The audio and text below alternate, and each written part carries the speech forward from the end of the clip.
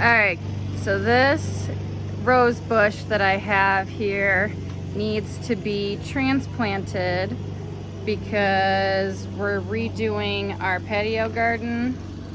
It's decaying and falling apart, and it goes all the way around our patio, all the way over there. So in order to rebuild this, we have to take out anything that we want to keep in here because this whole thing is being destroyed and rebuilt, and then we're gonna have to replant in here. So that's why I haven't planted anything. It's pretty barren, just the annuals that perennials that I have coming up. So I'm gonna transplant this. It's not the ideal time to be transplanting this because it's already growing. I was hoping to do this a lot earlier, before it started to grow, but you know, time gets away from you, and I'm gonna do it as soon as I can, and this is the soonest I could get it. So this will stunt it a little bit, but at least it's not like well into its growing and things. I might still get some blossoms off of it this year. So what I'm gonna do is I've prepared the area where I'm gonna move it to, and I'm gonna dig it out and replant it. Okay, so here's where I have transplanted it to. This is in our front yard. It'll get mostly full sun up here. And what I did was, to prepare the area where it will grow, is I dug out a big deep hole, filled it with compost that I mixed with coffee grounds, because roses love organic matter. Filled it in with that, put the big root ball into that, and then covered it with the rest of the compost and coffee grounds. And then I just moved the native soil that was around it back on top of that, and with some of the wood chips that were around here. And then I'll water this deeply in, and hopefully it's not stunted too terribly bad, but here at least it's got this whole bed that it can grow and sprawl in. And before, like, it was growing into our walkway and snagging us and things, but now it's got all this room to grow in, and hopefully it'll be much happier here. And this is this pretty little topaz jewel. It's like a cream yellow rose. I think it gets a little bit of orange or something like that on it, but hopefully I can show you some of those blossoms when we get them. So I planted echinacea here last year, and it never really took off. It grew a little bit, but I believe that's what this is. So I'm gonna pull this out and put this, I think, in a grow bag or something like that, because I'm hoping that would be great to grow some echinacea this year. Love to see what I can do with that. Plus it's a great pollinator, great for pollinators. So this is next. Okay, so when you're transplanting something, you want to dig wide around the whole plant, dig down deep, and the object of this is to get the entire root ball. So I went wide around and deep, and just slowly kind of lifted leverage around the plant, trying to loosen it up. And then eventually this just wiggled out. I'm going to be very gentle with it. And I have the entire length of the roots here, this whole root ball, and I'm just going to place it down into this grow bag, and then I'll fill in around it and then water it in. So next up here is all these chamomile plants that are coming up all over my garden. Chamomile is very eager to spread. I mean, it's even down there. Those green things down there, those are chamomile. And here is where I grew my chamomile last year. And when chamomile grows very large, and it spread and blew all over. And so these are all volunteer chamomile plants that are coming up. So I'm just gonna capture them and put them into individual pots to give to other people. And chamomile is so eager to grow. I mean, like, look, it's growing out of the grow bag that I have it here. This must have been a seed that got stuck to the edge of the bag, but I mean, like, there's some down here growing. So chamomile is very eager to grow, very prolific, and it's beautiful, and pollinators absolutely love it. So I realize that not everyone knows or understands how to transplant things. So I'll just show you here. This is a collection of multiple plants here. And there's actually a concrete pad that these are growing on top of. So I know that all these plants that are growing here, these are just very surface roots that are right here. So I'm just gonna take my tool and go down underneath them. I can feel that concrete pad there, so I'm just gonna go right up above that. And I'm just watching my plants, and I've already lifted these couple of plants here. So I'm just gonna go across that, and I've loosened up all of the roots here. So this right here, and these are all separate plants.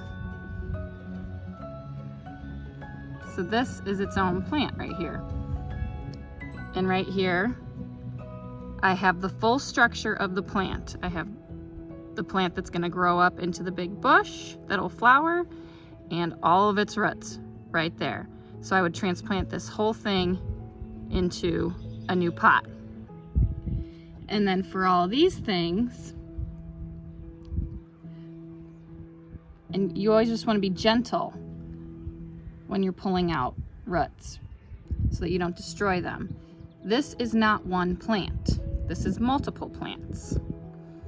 And so what I'm going to do is just kind of lightly pull these things apart. And you can see here that this is a plant separate from this plant. And you can see that this is one whole plant. There's one stalk in there, and I'll transplant this plant. And the one that I pulled out earlier, this plant will get as big as this plant, and then this plant will still grow even bigger. So they're just at different stages of growth. So these are two transplants right here. And then this is the other one that I pulled out, and there's actually multiple in here. So you just hold them by their stalks and carefully pull them apart. And there you go, there's two more transplants right there. So that's how I transplant or pull apart transplants to put into separate pots. So then to plant these transplants, you would just fill your new pot where you're gonna transplant it with your soil. Then I would make a divot where my roots are gonna go. And then I'll take this whole plant and put these roots down in it, down into that hole. All the roots down into that hole. And then I'll cover it up on either side. Just pull back the leaves and surround it with dirt on all sides.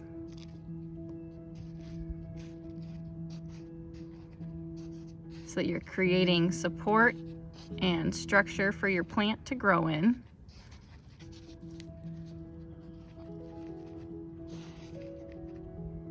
And then we'll water these. And again, I'll just make a little divot for my roots, and this is the smaller plant, so I'll make a smaller hole, put the roots down in there, working very gently, cover them up. You don't want to cover up the green leaves, just surround it, and then lightly pat it down to secure it down. And that's how you transplant. And the good thing too to note is that plants at this stage of growth, where they are very fragile, they're also quite forgiving. They're doing lots of growing and developing of their own, so that's why they are forgiving, because they still have a lot of growth that they have to do. So don't be too worried like you're going to kill them, because they will benefit from what you're doing, even if it takes them a little bit of time to, even if they're stunted for just a portion of time, they're going to be better off given more space, more nutrients. Now, this plant isn't growing on top of this cement pad where it can't grow deeper, more supporting roots. It's got all the nutrients in this whole cup to draw from and grow bigger, stronger roots to grow a bigger, stronger plant. And our last item on the transplant list is my lemon balm. And this plant I love. It is a member of the mint family, extremely fragrant. It also has a very good mosquito repellent to it. Mint is a good mosquito repellent as well. Citronella is also part of this family, but is very fragrant. Lemon balm can be used for tea, just to drink whenever. It also helps with GI digestion. We used it on our baby when he was a baby. He's 14 months now, but when he was a baby, he had a heck of a time figuring out how to digest things. And we made a tea with this and had him drink this when he was a baby, and it helped with his digestion, just to calm his digestion, calm his stomach. He had a lot of reflux and things like that, and it worked great. This is still very young plant for the season. It's a year-old plant, but it's still growing. It's gonna grow up to be a big bush. So it is part of the mint family, but it doesn't spread like mint does. But it is a perennial. It's a frost hardy perennial. So I didn't have to do anything this winter to protect it. And you can see that it is grown back just fine. So I'm gonna transplant this one out, and I'm gonna have to find a big container to put it in, because it's gonna have, with a big plant comes a big root ball. So I'm gonna have to find something big to put it in. But this is a very valuable, versatile plant to have.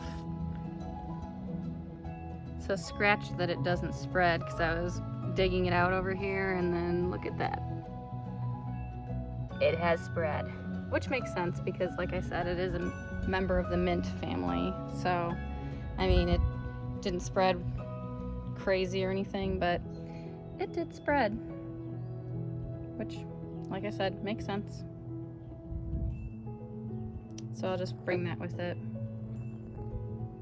and I'll transplant it. I have this, which I think it's going to take up the whole thing, but this is what I have for now. And the only reason why I'm doing this again right now is because we need to rebuild these garden boxes. So otherwise I would just leave this stuff where it is. And I wouldn't be doing all this work for nothing if I didn't have to be doing this. Wow, this thing is a beast.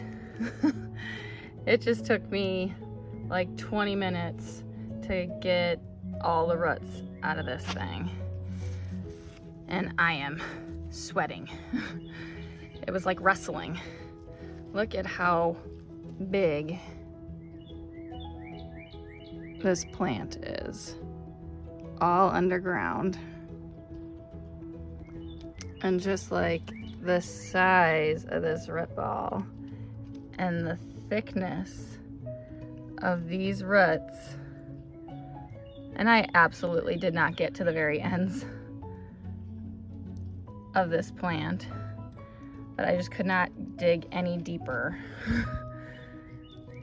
I got out as much as I could, and it'll reestablish and continue to grow just fine. I got pretty far down, and I got most of them, but my goodness, that's a hefty plant.